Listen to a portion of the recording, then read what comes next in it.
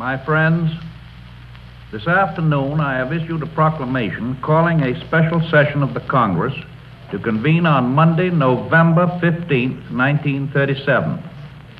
I do this in order to give to the Congress an opportunity to consider important legislation before the regular session in January, and to enable the Congress to avoid a lengthy session next year, extending through the summer.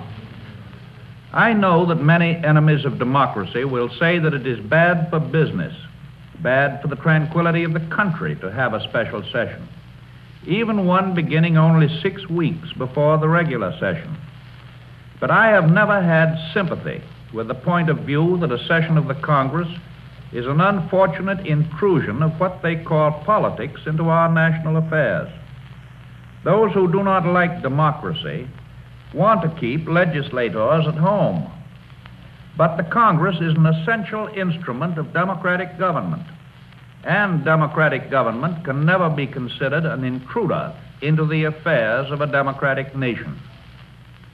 I shall ask this special session to consider immediately certain important legislation which on my recent trip through the nation convinces me the American people immediately need. This does not mean that other legislation, to which I am not referring tonight, is not an important part of our national well-being. But other legislation can be more readily discussed at the regular session. Anyone charged with proposing or judging national policies should have first-hand knowledge of the nation as a whole. That is why, again this year, I have taken trips to all parts of the country. Last spring, I visited the Southwest. This summer, I made several trips in the East. Now, I am just back from a trip all the way across the continent. And later this autumn, I hope to pay my annual visit to the Southeast. For a president especially, it is a duty to think in national terms. He must think not only of this year, but of future years when someone else will be president. He must look beyond the average of the prosperity and well-being of the country, because averages easily cover up danger spots of poverty and instability. He must not let the country be deceived by a merely temporary prosperity which depends on wasteful exploitation of resources which cannot last. He must think not only of keeping us out of war today, but also of keeping us out of war in generations to come. The kind of prosperity we want is the sound and permanent kind, which is not built up temporarily at the expense of any section or group, and the kind of peace we want is the sound and permanent kind, which is built on the cooperative search for peace by all the nations which want peace. The other day, I was asked to state my outstanding impression gained on this recent trip to the Pacific Coast and back. And I said that it seemed to me to be the general understanding on the part of the average citizen, understanding of the broad objectives and policies which I have just outlined. 5 years of fierce discussion and debate, 5 years of information through the radio and the moving picture have taken the whole nation to school in the nation's business.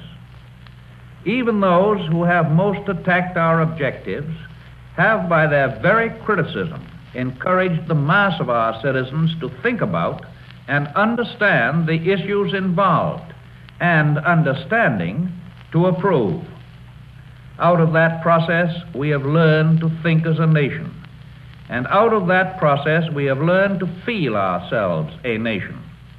As never before in our history, each section of America says to every other section, "Thy people shall be my people."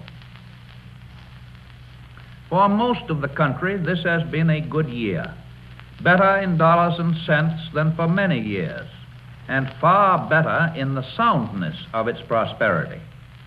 Everywhere I went, I found particular optimism about the good effect on business which is expected from the steady spending by farmers of the largest farm income in many years. But we have not yet done all that must be done to make this prosperity stable. The people of the United States were checked in their efforts to prevent future piling up of huge agricultural surpluses and the tumbling prices which inevitably follow them. They were checked in their efforts to secure reasonable minimum wages and maximum hours and the end of child labor. And because they were checked, many groups in many parts of the country still have less purchasing power and a lower standard of living than the nation as a whole can permanently allow. Americans realize these facts. That is why they ask government not to stop governing, simply because prosperity has come back a long way. They do not look on government as an interloper in their affairs. On the contrary, they regard it as the most effective form of organized self-help. Sometimes I get bored sitting in Washington hearing certain people talk and talk about all that government ought not to do. People who got all they wanted from government back in the days when the financial institutions and the railroads were being bailed out in 1933. Bailed out by the government. It is refreshing to go out through the country and feel the common wisdom that the time to repair the roof is when the sun is shining. They want the financial budget balanced, these American people, but they want the human budget balanced as well.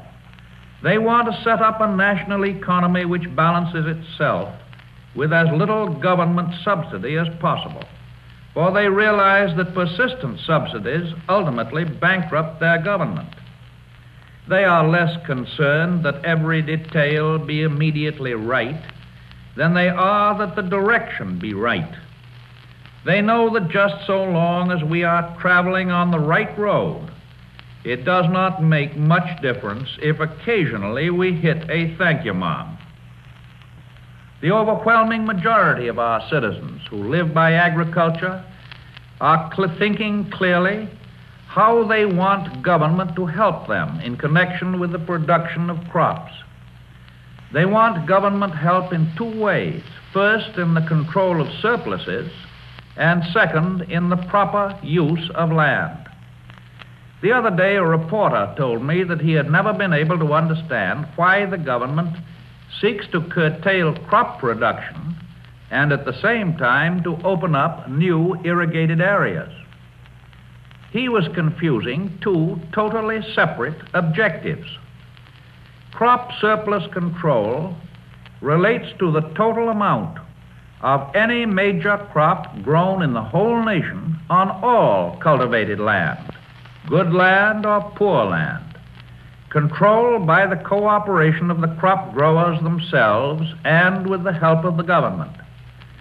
Land use, however, is a policy of providing each farmer with the best quality and type of land that we have or can make available for his part in that total production.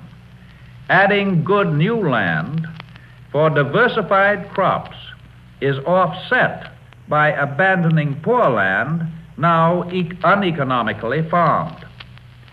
The total amount of production largely determines the price of the crop, and therefore the difference between comfort and misery for the farmer. Let me give you an example. If we Americans were foolish enough to run every shoe factory 24 hours a day, 7 days a week, we would soon have more shoes than the nation could possibly buy. A surplus of shoes, so great that it would have to be destroyed or given away or sold at prices far below the cost of production. That simple illustration, that simple law of supply and demand, equally affects the price of all of our major crops. You and I have heard big manufacturers talk about control of production by the farmer as an indefensible economy of scarcity, as they call it. And yet these same